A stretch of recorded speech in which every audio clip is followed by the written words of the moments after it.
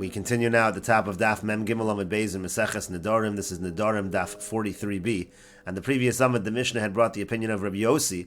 Let's say you have a situation of a Mudar Hana, so the other individual is not allowed to take some food and place it, let's say, on a rock or on a geder, on a fence, and say it is hefker, and in that way indirectly give the food to the Mudar Hana. That is not allowed. Using hefker as an indirect fashion to give the item is not going to be allowed by a Mudar Hana.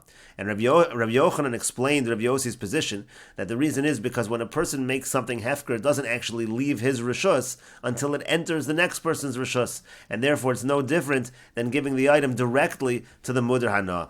And so the Gemara is now in the middle of asking on Rabbi Yochanan's explanation of Rabbi Yossi from a brisa which also brings Rabbi Yossi. And in the brisa makes the following distinction. Avolim hoya hefkero kodem l'nidro. Let's say the hefker actually took place before the actual neder. So in that case, says Rabbi Yossi, harezem mutter. Then it would actually be mutter, and the fact that it was hefker would actually prevent the neder from being chal. And so the Gemara now asks on Rabbi Yochanan's explanation, if you are going to say that the reason for hefker is because really it doesn't even become hefker until it gets into the rishus of the person who receives it, it's basically transferring directly. So mali nidro kodem lehefkero, mali hefkero kodem lenidro. What difference does it make if the hefker was done before, if the neder was done before the hefker, or if the hefker was before the neder? Even if the hefker was before the neder, it's not really hefker anyway until it gets into the hands of the person who takes it, and therefore again it should be included within the neder, and it should be a problem according to Rabbi Yochanan's explanation of Rabbi Yossi. And the Gemara answers, "Hu mosiv lahu mashani lo." He asked the question, and he answered the question as follows: "Kol hanoder ein daitu al mashe hifkir." When the person makes the neder in the first place, his mind, his intention is not on that which was made hefker. He's not thinking of items which he made hefker, and therefore, since that was not included in the neder in the first place, even though it really doesn't become hefker, even though it really doesn't leave the rishus of the mafker until it gets to the rishus of the zocha, that is true. But still, nevertheless, he made it hefker. He declared it hefker, and therefore he does not have intention, when he makes the neder, he does not have the intention that the neder should include that item. And the Gemara continues, Mesiv Rava asks the following question on Rabbi Yochanan's explanation of Rabbi Yossi. It says in the Brisa, this comes from a Tosefta that's brought in Bava Basra, Miksason l'rishon v'kulon l'sheni. Let's say you have a shchiv meira, somebody who is on his deathbed, and he gives some of his property to a first individual, and then he gives all of the remaining property to a second individual. So the halacha is rishon kana, the first person does acquire the property, meaning there's no retraction of that gift, but sheni lo kana, but the second person does not acquire the property because the gift that was to the second person can in fact be retracted. And the Mefarish explains, Mesiv Rava asks the following question, Miksason l'rishon v'kulon l'sheni. Again, he gives some of his property to a first individual, and then all the remainder to a second. Shchiv meira shekasav miksas nechasav li'echad, v'ashar kulon kasav l'sheni. Again, someone on his deathbed, he gives part of his property to one individual, and then he gives all of the remaining property to a second. So the halacha is rishon kana, sheni lo kana. The first person acquires, the second person, there can still be retraction, there is no acquisition. The Mefarish explains, Vim Amad, meaning, let's say the shchiv meira actually heals, he gets better, he doesn't die. So choser b'sheni, so there still wasn't a kinyan of all the remaining property to the second individual, there can still be a retraction. Ve'eno choser b'rishon, but the first kinyan, the first property that he gave to the first individual, that already is considered acquired by the first individual, and there is no retraction, even if he gets better. And the Mefarish explains, because when he wrote it over to the first, he's left for himself what he's later going to give to the second. So if you leave something for yourself, that first item that was given, or that first property that was given, is considered to be fully given over and it's acquired. But from the second individual, he can retract the lo shayr klum, because the halach is if a person, a shchiv meira, gives away all remaining property, so then we say that for that, it's not really an acquisition yet until he actually dies, and therefore, misham ha'achi lo kana, therefore there's no kinyan, therefore he can retract. And so now the Mefarish explains what's bothering the Gemara, what Rav is asking on Rav Yochanan. If you're going to say that in general, when a person makes something hefker, so it really doesn't become a gift until the Makabel takes it, and he's zoch, and only then does it transfer from the hands of the giver to the receiver. So why should the Rishon acquire more than the second? Why should the first acquire more than the second? It really doesn't get to him until he actually takes it. It gets to his hand.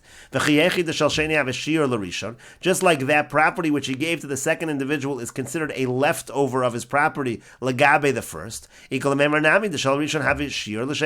can also say that the property of the first that was given to the first is like a leftover, legabe the property that's being given to the second. Because all the property is still considered in the rishus of the giver until it actually gets to the person's hand. Akati calls man the loss as long as it doesn't get to his hand, it's considered b'rishus shel nosein. Elamidakana rishon, rather, what do you see? From the fact that the first person does acquire the property given to him, shmami no less alahad Rabbi Yochanan, you see that what Rabbi Yochanan said is not the case.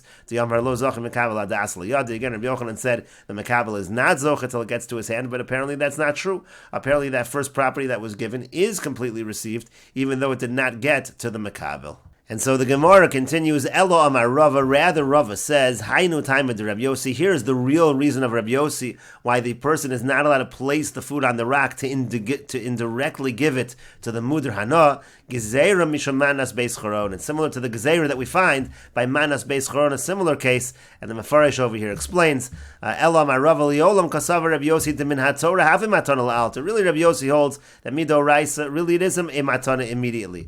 Afagav de Lo Asilur Shazor, even though it doesn't come to the rishus of the zoch, it is hefker immediately. It really should be a good way to indirectly give the item to the muder hana. Since at the moment he made it hefker, it's hefker, and therefore my time with Rabbi Yossi da'asar achamasi. So what is the reason why Rabbi Yossi prohibits the use of hefker in our Mishnah? The reason why Rabbi Yossi doesn't allow it to be hefker, doesn't allow this to work, is again misham manas beis choron. It's because of the incident of the gift by beis choron. This is taught in the Mishnah later on in our parak. In the case over there, he's also trying to use an artifice in order to give the item, but it's clear the only reason he's giving it to his friend is in order that his father should come and be able to eat. In other words, it's obvious that what he's trying to do is some indirect way to get around the halacha, and therefore we don't allow it. And that's the same thing over here. Here also, if we're going to allow this hefker to indirectly give it through hefker to the individual, since no one else is around to take it, only this guy who was the muder hana, it looks like it is clear the b'shvil muder mamish ifker that he did it for the muder. That's similar to the beis choron case. That's why we say that it's not going to be considered hefker in this case until it reaches the rishus of the zocha. And the Mefarish continues, V'istim Mefarshi, some explain, Elamar Rava Liolam Rabbi Yossi Midoraisa Lo Have a Hefker Ad Da'asi L'Rishos Zocha. Some people explain to me that according to Rabbi Yossi, really, on a Doraisa level, it's really not Hefker until it gets to the Rishos of the Zocha. V'lo Dami L'Matana, and it's not similar to the Matana. Umid who to have a Hefker, and it's only the Rabbanan who make it Hefker. Afagav Deloasi L'Rishos Zocha, even though it didn't come to the Rishos of the Zocha, L'Kaman Kadesh Lo Tishtakach, Torah's Hefker, in order that we don't forget about the laws of Hefker. So that's a din d'Rabbanan in general that it should have been Hefker, but again, in this particular case, because of the Matnas Beis Choron, so we do not allow it. And the Gemara continues, Tanya, we learned in a Braisa, HaMafkir Esodeyu, if somebody's mafkir his field, Kol Shlosha Yomim Yachol Achzer, for 3 days he can retract.